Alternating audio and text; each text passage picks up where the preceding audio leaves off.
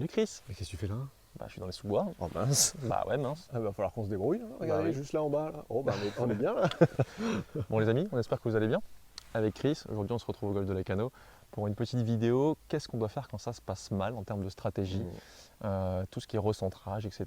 Comment on essaye de bien scorer en fonction de ce qui se passe et malheureusement parfois ça se passe pas très bien. C'est ça. Bon, le fairway il est joli derrière. Nous on est dans les sous-bois parce que mise en jeu malheureusement pas tout le temps comme on veut. C'est ça.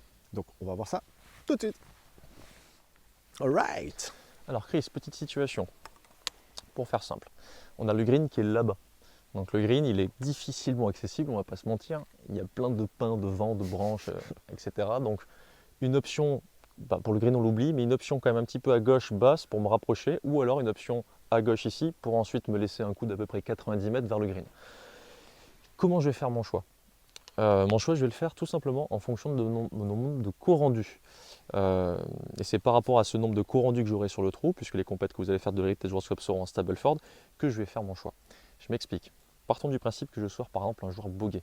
Si je suis un joueur bogey, je dois donc faire 5 sur un par 4 sur le trou pour réussir à récupérer 2 points en Stableford. Si je fais 6, j'en récupère 1, ce qui est toujours mieux que 0. À partir de 7, c'est foutu.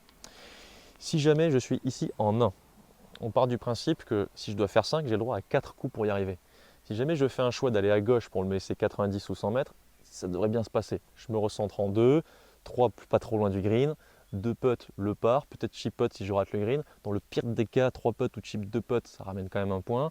Donc là, l'option, si jamais je suis en 1 ici en tant que joueur bogey, que j'ai juste ce coup là devant moi, j'imagine même pas devoir me rapprocher du green. Ça ne sert à rien. On se replace à gauche, on atteint le green ensuite, on fait son petit 5 et tout va bien, 6 au pire. Voilà, ça c'est la bonne stratégie. Exactement. Donc la stratégie, elle est juste par rapport au nombre de coups. Si par contre je suis ici en 2 Chris, par exemple, là ça va changer. Dans ton cas, qu'est-ce que tu ferais si tu étais en 2 et que tu étais un joueur bogey? Oh bah, si je suis pas trop mal à l'aise avec mes sorties de balles, bah l'option elle est là. Hein. Ouais. Plus agressive, certes, mais du coup j'ai pas trop le choix. Alors si tu es en 2, si tu as justement, tu as le choix. C'est-à-dire que si tu es en 3, tu n'as pas le choix. Mais si tu es en 2, tu as encore le choix. C'est-à-dire que là, pour le coup, c'est vraiment risk and reward. Il faut l'assumer jusqu'au bout. Parce que si tu es en 2, tu es d'accord avec moi? Ouais, mais moi je suis un fou. Je tente. Moi j'aime bien. C'est peut-être pour ça d'ailleurs que ça se passe pas très bien pour moi en stable. Mais au moins, moi je la tente là. Il faut essayer de jouer les stats. Comme j'ai dit, un point c'est mieux que rien. C'est ça. Donc si je fais 6, je prends quand même un point. Comme on l'a dit, ici le 4, en passant par la gauche, le 4 coups de piste en placement, il est à peu près assuré. Ouais. Donc s'il est assuré, je peux faire le choix de jouer ce point-là. J'assume le fait d'avoir raté un coup dans les bois et donc de perdre potentiellement un point. Je me replace à gauche, je peux toujours faire wedge putt pour faire 5 et ramener 2 points. Dans le pire des cas, je fais 6 et je ramène quand même un point. Enfin, dans le pire des cas. Si ça se passe normalement, je ramène quand même un point. Ouais. L'option ici, elle peut être aussi agressive. Effectivement, là, on a un peu les deux choix finalement. Si par contre, je suis ici en 3, là, il n'y a plus le choix, les gars. Là, par contre, il faut absolument que je fasse. Ah, mais je vais y tomber. Il faut absolument que je fasse 2 coups depuis cet emplacement-là pour prendre un point, ou 3 max. Si jamais je me recentre, il me restera plus que 2 coups. Il faudra que je fasse wedge putt pour ramener un seul point. Et à 90 mètres, là, clairement, c'est chaud Même les patate. pros faire wedge putt à 90 mètres, les pros pourraient faire ce choix-là, mais la plupart des joueurs, on ne peut pas parier sur un coup de fair putt. Trop compliqué. En stroke play, oui. En stroke play, oui, mais là on parle en stable form. En stroke Donc, play, on peut aller chercher. ouais, il vaut mieux aller chercher le chip putt plutôt que le wedge putt parce qu'on a plus de chances de faire le chip putt. Évidemment, s'il y avait 30 cm d'ouverture, je ne le tenterai pas. Genre C'est quand même jouable, quoi. Celle-là, là, juste là entre les deux, hop là. Ça, c'est si je suis en 4. Là, vous voyez le drapeau là. Si je suis en 4 et j'essaye par-dessus la branche avec Ça passe. un S. Donc voilà, si je suis ici en 1 en tant que joueur bogey, pas le choix. Franchement, on ne cherche même pas, on se ressente. Si je suis en 2, il y a un peu les deux solutions quand même. Si je suis en 3, pas le choix non plus, agressif. Si je suis en 4, là, je suis déjà dans la merde. En vrai, les gars, il va falloir espérer un miracle. Donc, petit recentrage, on va dire que je suis en 1 ici. Donc là, j'ai mon fer 5. Bon, normalement, c'était un fer 7, mais c'est pas grave. De toute façon, quel que soit le club, là, ça va être très simple. Je fais un petit coup de 30 ou 40 mètres. Ok, je suis recentré. Bon, un fer 7. Même avec contact horrible, ça passe. Oui, ça passe parce que clairement, là, j'avais pas la canne, mais il se passe rien de ce côté-là. Si par contre, j'avais pris fer 3, du coup, non, ça va être fer 5 quand même. Avec une balle jaune cette fois-ci.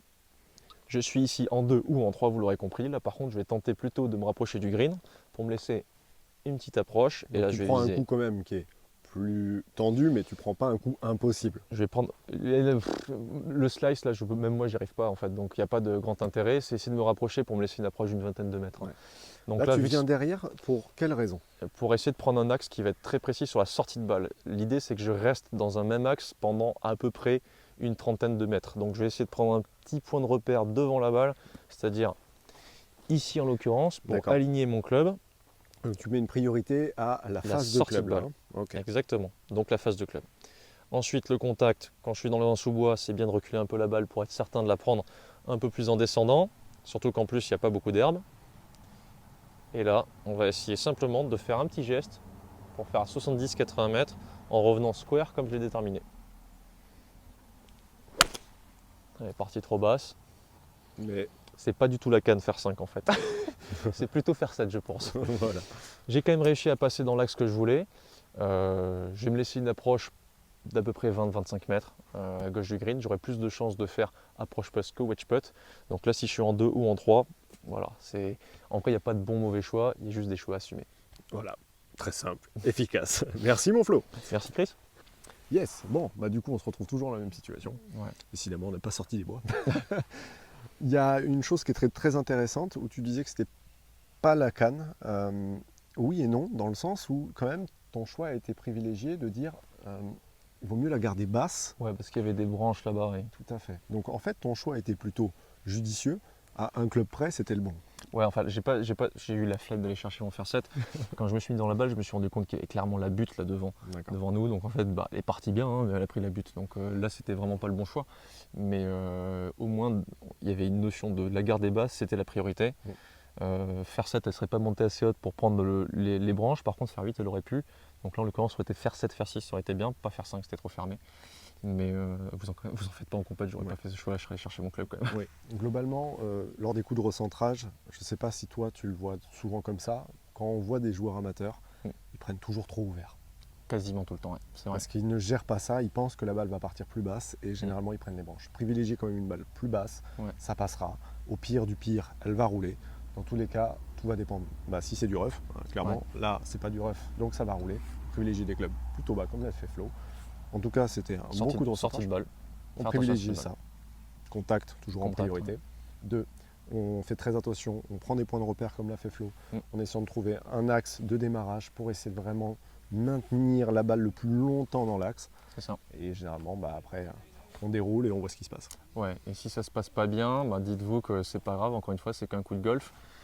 Peut-être que c'était stratégique, peut-être que c'était en termes de frappe de balle, mais on ne peut pas s'en vouloir de rater un coup si à partir du moment où on a fait le choix de l'assumer jusqu'au bout. C'est pas grave, il y aura d'autres occasions pour se rattraper. Et on n'est pas sur tee, donc c'est plus compliqué. Bon, merci mon Flo. Merci Chris. Comme d'hab, on like, on partage, on s'abonne. Et on essaie d'aller s'inscrire au compète de l'Héritage World Club. Il faut s'inscrire. On se retrouve pour une prochaine vidéo très bientôt. Salut. Salut tout le monde. Alors comme ça, t'as été chercher un fer 7. Ouais, quand même pour me rassurer un petit peu. Hein. Ouais, toujours pareil, hein, sortie de balle. Elle est fantastique. Ouais, c'est mieux au fer 7 quand même. Il faut jamais être feignant, jamais. Bon Chris, on n'a pas pu s'empêcher de continuer la vidéo alors qu'elle était déjà terminée. Comme d'hab. On fait un autre cas de figure très rapidement. C'est bonus. C'est le bonus, c'est ça. On fait un autre cas de figure très rapidement.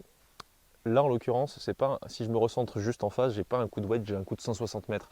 Donc si je suis un joueur bogué, 160 mètres, je suis vraiment pas sûr de faire 3 coups, même si je me recentre. Donc ça va être compliqué. Je vais peut-être devoir quand même essayer d'avancer un minimum.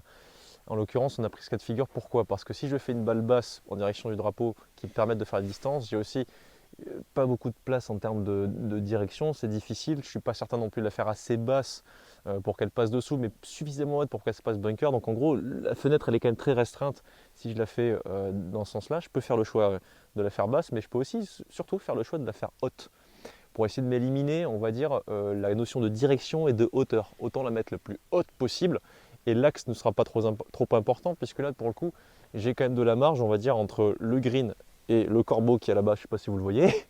Et j'ai un bon 15 mètres de large. Donc là, c'est par-dessus l'arbre, avec un 58 degrés. Et la petite astuce, ça va être, pour faire ce choix, de savoir si ça va suffire, en posant simplement le pied sur le club pour voir la hauteur à laquelle la balle devrait démarrer. Si on le fait bien, ça pourrait le faire. Si on tape un bon coup, normalement bien contacté. Voilà, donc option pour ceux qui sont certains de leur contact, si le lie est bon, plutôt que de se casser la tête avec une balle basse, de toute façon je n'irai pas au green, autant que je prenne un 58 degrés et je fais simplement un coup normal en me focalisant sur le contact. Elle passe largement au-dessus, sur le contact. Et comme ça, j'ai fait la distance, je me suis éliminé toutes les contraintes que la balle basse aurait emmenées, c'est-à-dire la direction, basse mais pas trop, etc. quoi. Merci coach. De rien.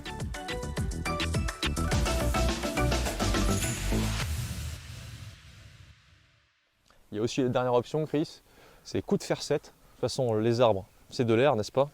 Ce qui paraît. Voilà. Allez, ciao, et on n'ira pas à l'île Maurice.